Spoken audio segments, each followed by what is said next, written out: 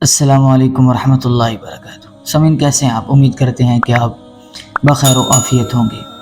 ایک بہت بڑا اعتراض اسلام پر جو آج کے جدید تعلیم یافتہ لوگ اسلام پر کرتے ہیں، وہ اعتراض یہ ہے کہ اسلام پرانا مذہب ہے، 1400 سال اسلام کو آئے ہوئے ہو چکے ہیں، لہٰذا اسلام جدت پسندی اور اسلام ترقی پسندی کے خلاف ہے۔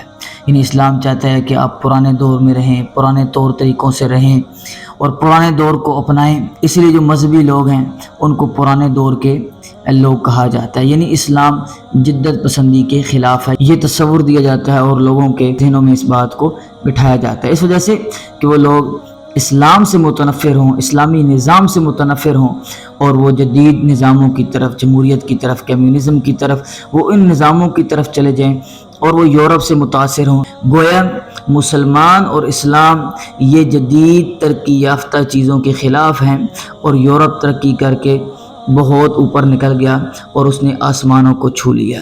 اس ذیل میں اتنی سی گزارش ہے کہ یہ اعتراض بودا اور اسلامی تعلیمات سے دوری کا نتیجہ ہے۔ اگر انسان ذرا سا بھی حقیقت پرست ہو اور تاریخ سے وابستہ ہو، احادیث کا مطالعہ اس نے کیا ہو، تو یہ دیکھ کر حیران رہ جاتا ہے کہ اسلام ہی تو وہ آسمانی مذہب ہے جس نے جدت پسندی کی دعوت دی ہے۔ یعنی عیسائیت ہے، یہودیت ہے، جب وہ لوگ کنیسہ اور معبد خانہ یعنی جو ان کا عبادت خانہ تھا اس کے خلاف جب وہ جنگ لڑ رہے تھے، اس وقت اسلام ترقی کے عروج پر تھا، انشاءاللہ ہم آگے ڈسکس کریں گے۔ تو انہوں نے جب دیکھا کہ ہم ترقی نہیں پا سکتے یہودیت کے ہوتے ہوئے، عیسائیت کے ہوتے ہوئے، کیونکہ وہ عالمی مذہب نہیں ہے، وہ عالمگیر مذاہب نہیں ہیں، وہ ایک علاقہ اور ایک بستی کے مذاہب تھے جو ان کے انبیاء کے تھے، وہ لوگ چلے گئے ایک قوم کے لیے، ایک مخصوص طبقے کے لیے تھے، لہٰذا انہوں نے کنیسہ کے خلاف، عیسائیت کے خلاف پوری تحریک شروع کی، عیسائی لوگوں نے کی، اور پھر اس کے بعد انہوں نے کنیسہ پر پابندی لگا دی کہ وہ ریاستی امور کے اندر مداخلت نہیں کرے گا، ہمیں ترقی کرنے دی جائے۔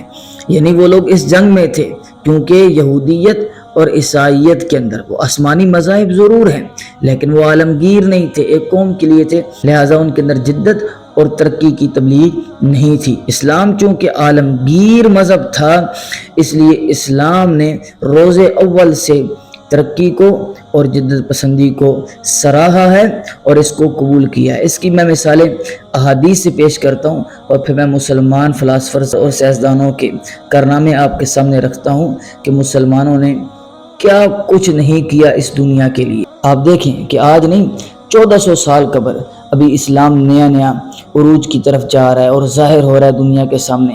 تو جنگ احزاب کے موقع پر حضرت سلمان فارسی رضی اللہ تعالیٰ عنہ کے مشورے سے نبی کریم صلی اللہ علیہ وسلم نے خندق کھدوائی اور وہ عرب کی تاریخ میں پہلی خندق تھی جو رسول اللہ صلی اللہ علیہ وسلم نے کھدوائی تھی۔ عرب جنگجو اس کو دیکھ کر حیران ہو گئے اور اس کو پھلانگ نہیں پا رہے تھے، اس طرح اس جنگ میں شکست ان کا مقدر بنی۔ پھر آپ دیکھیں طائف کے محاصرے کے اندر نبی کریم صلی اللہ علیہ وسلم نے جدید اسلحہ منجنیق اور دبابہ جسے موجودہ دور کے ٹینک کی قدیم صورت قرار دیا جاتا ہے، وہ نبی کریم صلی اللہ علیہ وسلم نے صحابہ کرام سے بنوایا اور طائف کے محاصرے میں اس کو استعمال کیا گیا۔ تاریخی روایات آپ پڑھیں، سلیمان فارسی رضی اللہ تعالیٰ عنہ نے دیگر صحابہ کرام کی مدد سے خود اس جدید اسلحے کو بنایا اور نبی کریم صلی اللہ علیہ وسلم نے فرمایا اس کے اندر جدت لاؤ، اس کے اندر نیا پن لاؤ۔ اور حافظ ابن کثیر کی روایت کے مطابق حضرت عروہ بن مسعود اور حضرت غسلان بن سلمہ کو نبی کریم صلی اللہ علیہ وسلم نے شام کے مشہور صنعتی شہر جبرش کے اندر بھجوایا اور آپ صلی اللہ علیہ وسلم نے فرمایا وہاں سے یہ جدید اسلحہ سیکھ کر آؤ کیسے بناتے ہیں اور اس کو جدید طریقے سے بنا کر متعارف کرواؤ۔ پھر زراعت کی ترقی کے لیے نبی کریم صلی اللہ علیہ وسلم نے زیادہ سے زیادہ کاشتکاری کا حکم دیا اور فضائل بیان فرمائے اور کہا کہ زمین کے اندر چھپے خزانوں کو تلاش کرو۔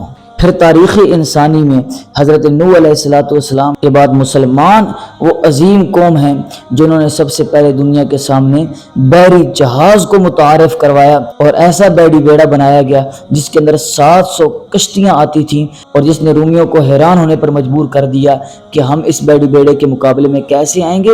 اور کیسے ہم فتح حاصل کریں گے۔ یہ میں نے آپ کے سامنے آدھے رسالت کی چند مثالیں پیش کی کہ تمام آسمانی مذاہب میں اسلام وہ واحد مذہب ہے جس نے ترقی کو، جس نے جدت کو پسند کیا ہے اور اختیار کیا ہے، اور جدت پسند لوگوں کو سراہا ہے اور ان کی حوصلہ افزائی کی ہے کہ وہ دنیا کے سامنے نئی سی نئی چیزیں متعارف کروائیں اور دنیا کو ترقی کے راستوں پر گامزن کریں۔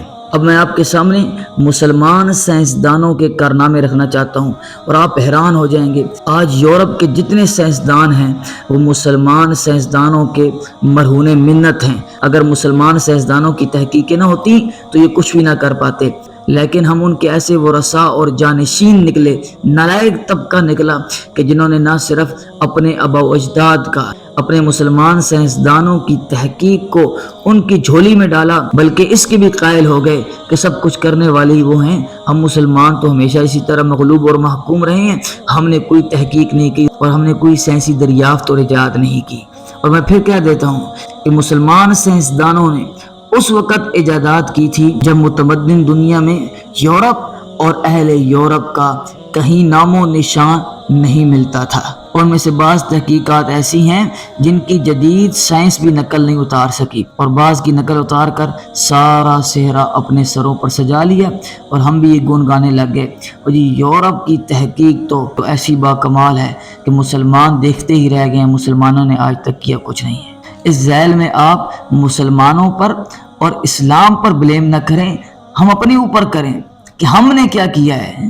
فزکس کے اندر ماسٹر بنے ہوئے ہیں، یونیورسٹیاں سنبھالی ہوئی ہیں، کیمسٹری کے اندر ماسٹر بنے ہوئے ہیں اور اسلام پر نقد کر رہے ہیں جی اسلام ترقی نہیں چاہتا۔ بھئی آپ نے فزکس اور کیمسٹری کے اندر کیا کیا ہے؟ دنیا کے سامنے چیزیں لے کر آتے، ہم کہتے دیکھیں جی یہ اسلام سے نکلا ہے اور اس نے یہ نئی نئی تحقیقات کی ہیں، اسے تو اسلام نے روکا ہوا تھا۔ ان کا سبجیکٹ فزکس، بایو اور کیمسٹری ہے اور ان کو ترقی اسلام نہیں کرنے دے رہا۔ یہ آپ تحقیق کریں، آپ دنیا کے سامنے لے کر آئیں۔ مسلمان سائنسدانوں کی اگر فہرست نکالی جائے تو دنیا دنگ رہ جاتی ہے۔ ابن خلدون، فارابی، ابن رشد، کندی، خالد بن یزید، زکریا الرازی، ابن سینا الخوارزمی، ابو ریحان البیرونی، ابن مسکویہ، ابو محمد خوبدی، جابر بن حیان، موسیٰ بن شاکر البیتانی، ابن الہیثم، عمر خیام المسعودی، ابو الوفا اور الزہراوی جیسے عظیم سائنسدان دنیا کو اسلام کی آغوش نے دیے ہیں۔ ابن سینا کی کتاب القانون، بصری کی کتاب الحیوان اور ابو القاسم کی کتاب جراحی 17ویں صدی تک یورپ کے اندر پڑھائی جاتی رہی اور یورپ کے نصاب کے اندر شامل تھی، اور ان کتابوں کے اندر انسانی دماغ اور اعصاب کی مکمل تفصیل تصویروں کے ساتھ درج تھی۔ اور اس دور میں ابن سوری کی کتاب کے اندر خشک جڑی بوٹیوں کی رنگین تصاویر بنا کر ان کی مکمل تفاصیل لکھی گئی تھی، اور یہ کتاب تاریخ کی پہلی مصوری تصویروں والی رنگین کتاب قرار دی گئی تھی۔ کاغذ کی صنعت کو اوج کمال تک پہنچانے والے اہل شاطبہ ہیں۔ شاطبہ اندلس کا شہر ہے اور اس وقت اندلس کے اندر مسلمانوں کی حکومت تھی جو 800 سال تک قائم رہی۔ تو چھپائی کی مشینیں اور کاغذ کی صنعت یہ مسلمان سائنسدانوں کی مرہون منت رہی ہے۔ انسانی جسم میں خون کی گردش کا نظریہ ولیم ہاروے کی طرف منسوب کیا جاتا ہے، حالانکہ بہت پہلے ابن النفیس نے یہ نظریہ مکمل تفصیل کے ساتھ لکھا تھا اور وہ مسلمان تھے۔ ابو القاسم الزہراوی جو مسلمان سائنسدان تھے، انہوں نے مثانے کے اندر اگر پتھری ہو جائے تو اس کی آپریشن کا مقام کہاں ہونا چاہیے انہوں نے تجویز دیا تھا، اور آج تک پوری دنیا کے اندر اسی مقام سے آپریشن کیا جاتا ہے اور اسی پر عمل کیا جا رہا ہے۔ اسی طرح محمد بن زکریا سب سے پہلے مسلمان سائنسدان ہیں جنہوں نے ٹی بی کا علاج اور چیچک کے لیے ٹیکے کا ایجاد کیا۔ ریاضی کے اندر الجبرا خصوصی طور پر مسلمانوں کی ایجاد ہے۔ الجبرا کے بعد مسلمانوں کی بڑی دریافت علم مثلثات یعنی ٹریگنومیٹری کی ایجاد ہے، اور آپ حیران ہوں گے یہ مسلمان سائنسدان تھا حکم بن ہاشم جس نے سب سے پہلے مصنوعی چاند بنایا تھا جو ماہ نخشب کے نام سے مشہور ہوا۔ ماہ چاند کو کہتے ہیں، نخشب ایک کنویں کا نام تھا، اس نخشب کنویں سے یہ چاند طلوع ہوتا تھا اور تقریباً 200 مربع میل کے علاقے کو روشن کرتا تھا۔ یہ مسلمانوں کی ایجاد ہے۔ آج یورپ سائنس کی بڑی تحقیق تک پہنچ گیا ہے، وہ تو آج کے دور کے ہم لوگ فضول نکل آئے ہیں نا، ورنہ یورپ تو ہم مسلمان سائنسدانوں کا مرہون منت رہا ہے۔ اندلس اسپین کے ایک مسلم سائنسدان نے جن کا نام عباس ابو القاسم بن فرناس ہے، انہوں نے 3 ایسی چیزیں ایجاد کی جس نے آج تک دنیا کو فرتہ حیرت کے اندر مبتلا کیا ہوا ہے۔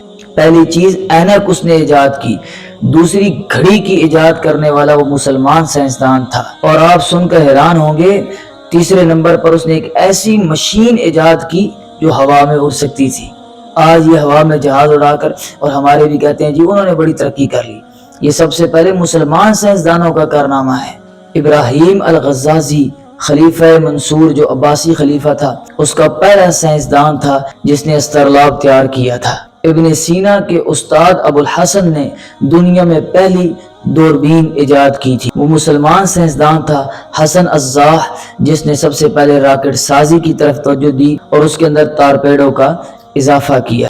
مسلمانوں کی دیگر صنعتی ایجادات اس دور کی جن میں بارود، قطب نما، زیتون کا تیل، چیزوں کا عرق، خوشبوئیں، ادویہ سازی، معدنی وسائل میں ترقی، پارچہ بافی، صابن، شیشہ سازی اور جنگ کے جدید اسلحے، یہ مسلمان سائنسدانوں کی تحقیقات سے حاصل ہوئے ہیں۔ سب سے پہلا شمسی کیلنڈر مسلمان سائنسدان عمر خیام نے ایجاد کیا تھا، جس کو ترکی والوں نے ایک ڈرامہ، اس کا نام سلجوقوں کا عروج ہے، اس کے اندر اس کو فلمایا بھی ہے۔